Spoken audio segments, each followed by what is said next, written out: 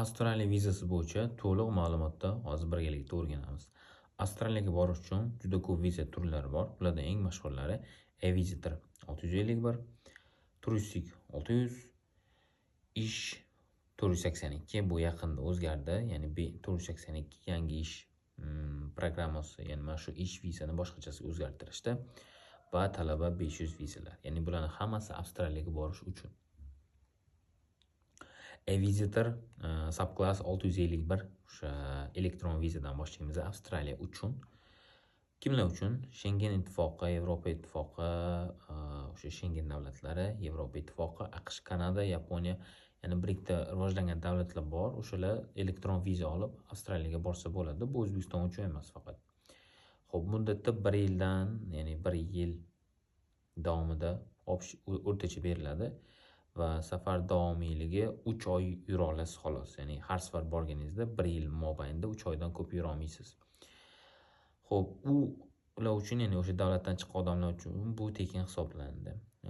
O'sha bunga kerakli hujjat kamida 6 oy qolgan pasporti, elektron vizasi o'sha onlayn chiqargan va o'sha bank hisobi raqami. Ya'ni qancha o'sha summada unda puli bor, shu yashagan paytida o'zini qoplash uchun. Va keyingisi turistik, ya'ni subclass 600 vizasi. Bu barcha mamlakat uchun, ichida O'zbekiston fuqarosi ham bo'ladi. Ya'ni bu asosan turistik, sayohat, mehmon shunaqa narsalarga beriladi. Masalan, biznesga borishingiz mumkin, qanaqadir konferensiya, trening, qanaqadir uchrashuv, biznes muzokara, shular uchun barchasi uchun kerak bo'ladi.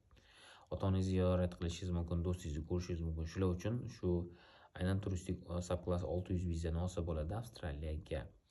Buni muddati 3 oy, 6 oy, 1 yil yoki undan ko'proqqa berilishi mumkin va bu bir martalik yoki bo'lmasam o'sha ko'p martalik bo'lishi mumkin. Narxi, vizani olish narxi avstraliyskiy dollarda $150 dan $400 Amerika dollariga chaqqanda 100 dan $280 Unga kerak bo'ladigan hujjatlar: pasport, kamida 6 oy qolgan, onlayn viza, IMI account degan o'sha tizimdan kirib, o'sha biz o'sha onlayn ariza topshirishimiz kerak. Buning uchun sayohat rejasi, biz qanaqa marshrutda boramiz, o'sha qanaqa chiptalar olingan, qaysi mehmonxona bron qilingan, shu hammasini ko'rsatishimiz kerak. Va moliyaviy ko'rsatkich bank hisobi, misol uchun Yevropa davlatlarida, deylik Latviya desak, kuniga siz turistik viza olmoqchi bo'lsangiz 30 dan hisoblab, necha kun bo'lsa shuni ko'paytirib, shunchalik bank hisobi ko'rsatishingiz kerak, moliyaviy hisob. Unda ham xuddi shunaqa bo'ladi. Necha kun yurmoqchi bo'lsangiz, qancha kunlik rasxod bo'lsa, shuni hisoblab, shunaqa qog'oz tayyorlaysiz.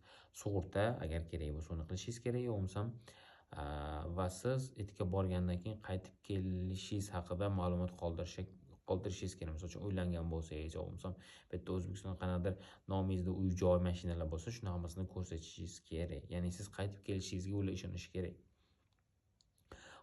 Buning uchun o'sha olish uchun IMI accountga kiramiz, o'sha ro'yxatdan o'tamiz, vizaga o'sha ariza topshiramiz, to'lov qilamiz, keyin tasdiqlash kuni o'sha bir haftadan bir oygacha cho'zilishi mumkin.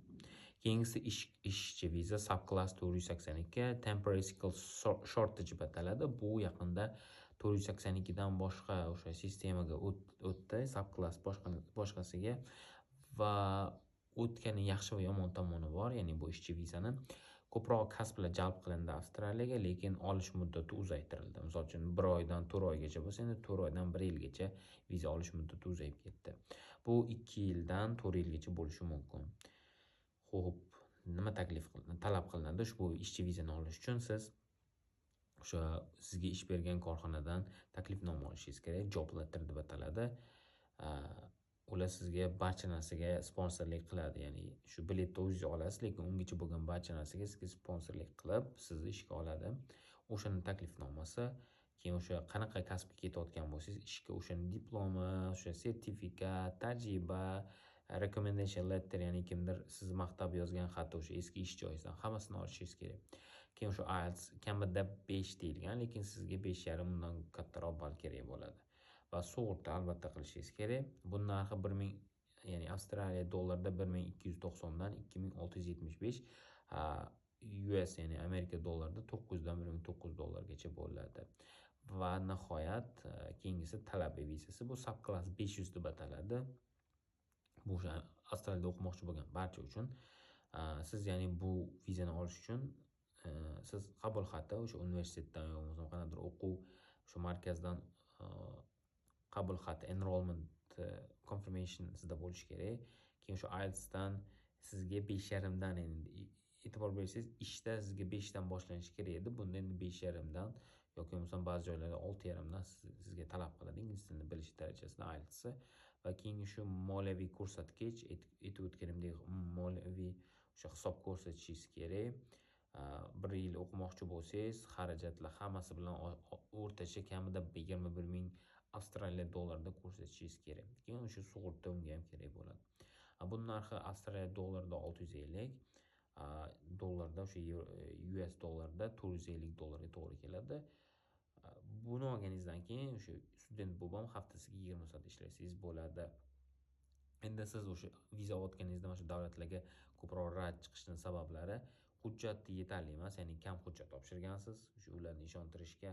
Undan tashqari siz moliyaviy o'sha hisobba, ya'ni bank shot deyiladi, o'shani ishontira olmagansiz. Kam summa bo'lgan yoki nimadir holat bo'lgan, ular o'sha summaga ishonmagan. O'shanda keyin agar siz oldin juda ko'p отказ olgan bo'lsangiz, bu ham o'sha ta'sir qilishi mumkin.